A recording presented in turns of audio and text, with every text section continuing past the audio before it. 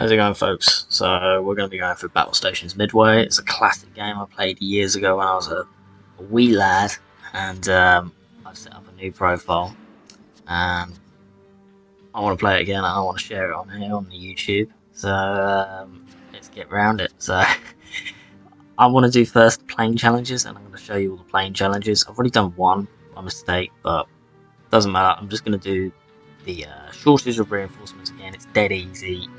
You could do it with your eyes closed, but I probably need a bit of a helping hand. Anyway, bit of a bot when it comes to these stuff.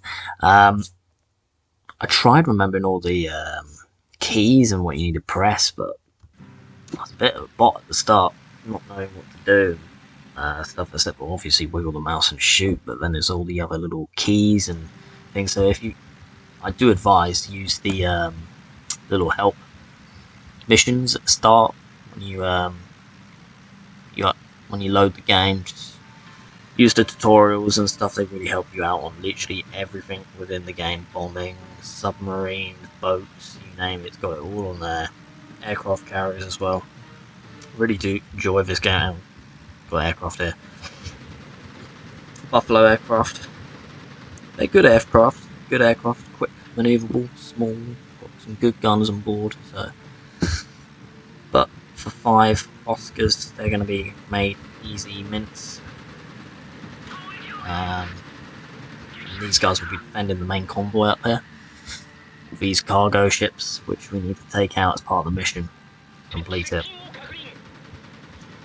I really do enjoy this game. It's novel. It's a classic.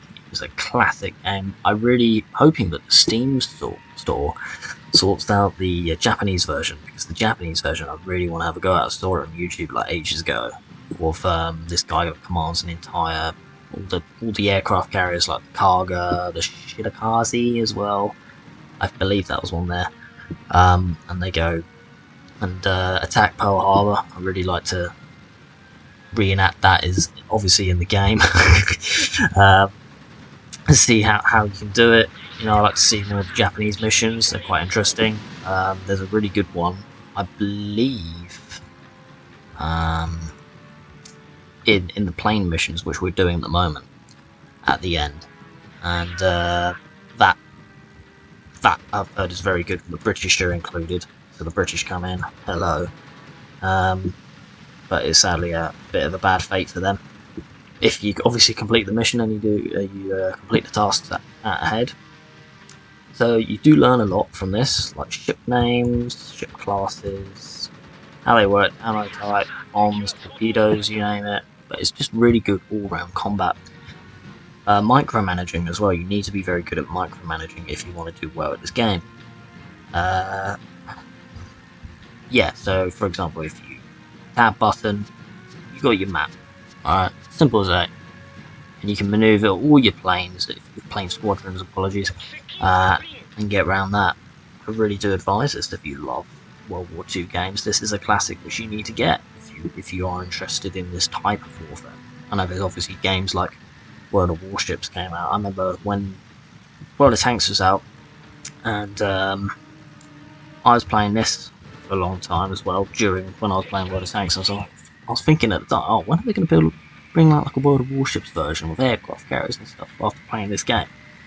And lo and behold, like 1 or 2 years later, after I finished and completed this game, they brought out World of Warships. I was like, oh, fantastic! So I got really into World of Warships. So if you're a big World of Warships fan, you probably enjoy Battlestations Midway as well. But obviously, it's a bit more flexibility in the sense of, you know, you can use planes, you can use submarines. It's got it all here if you want that. It's diverse. It's a diverse game with lots of things.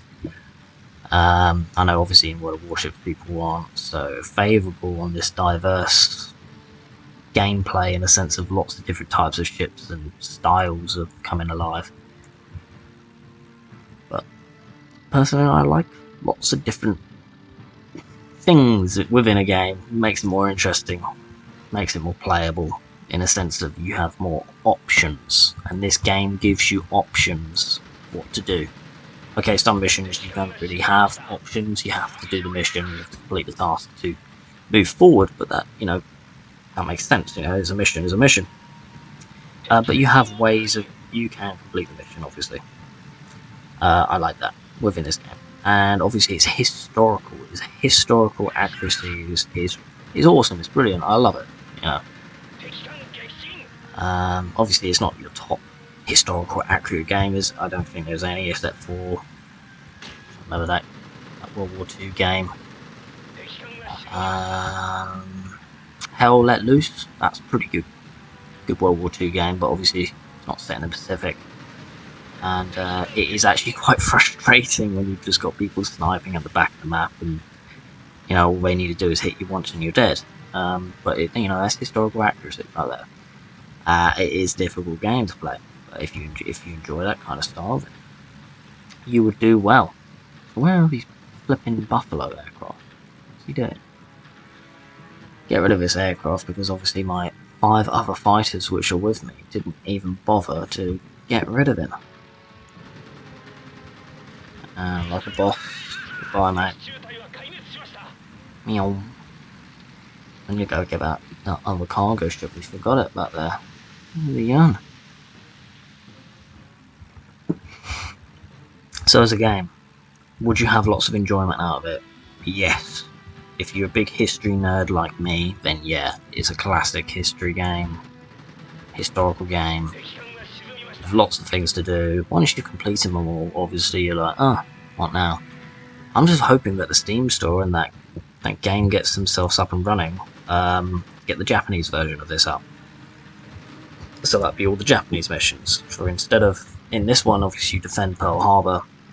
With the Japanese version, obviously you'll be attacking Pearl Harbor, which will be really interesting to do for the aircraft carriers. So you're kind of jumping straight into the deep end, obviously. But if obviously you've played Battlestations Midway, the US version, the United States campaign, which this one is, you wouldn't probably have a lot of trouble. It's more the case you can control the aircraft carriers, you can control the planes. You know, that's really appealing. Obviously, World of Warships, I love my cargo. You know, I'm a big cargo player. So yeah, lots of things to do and get up to on this game. All the little missions are more for the Japanese, fighting Japanese, using their machinery. And the main campaign is obviously the US, United States. So anyway, that was a little quick summary